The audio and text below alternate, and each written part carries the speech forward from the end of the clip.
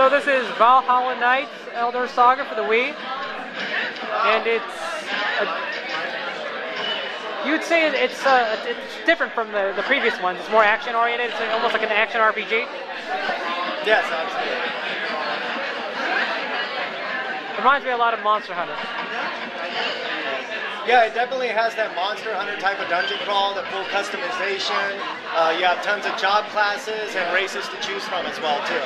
And any of the hundreds of weapons and armors that you equip onto your character shows up in your in-game model. Nice. You said that okay, so are you in the first chapter, first episode, or the second episode? This here, I believe, is in the first episode. So I am still in the process of reuniting the races together because they have been feuding against each other for a long time. But now that there's a new evil that is threatening the world, I mean, we are forced to band together once more. Alright. And then episode 2, you're going to have a baby with one of the races, and it'll be completely different. Is there any benefits to having a child with elf, say, against a dwarf or a halfling? Do they all have different stats? Absolutely. There's definitely a benefit.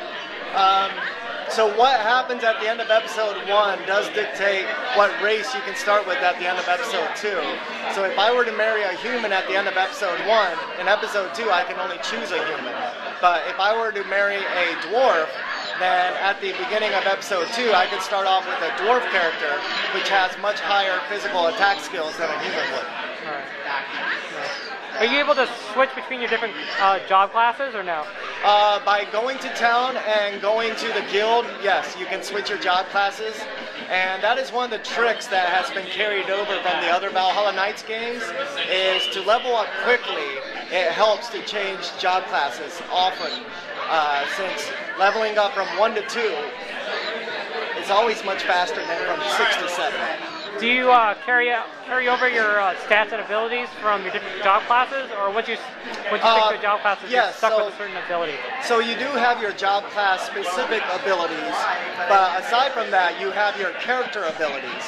So if your strength jumps up from like 10 to 12, even if you switch from a warrior to a priest, you will now be a priest with a strength rating of 12. So you keep that rating. Nice. All right.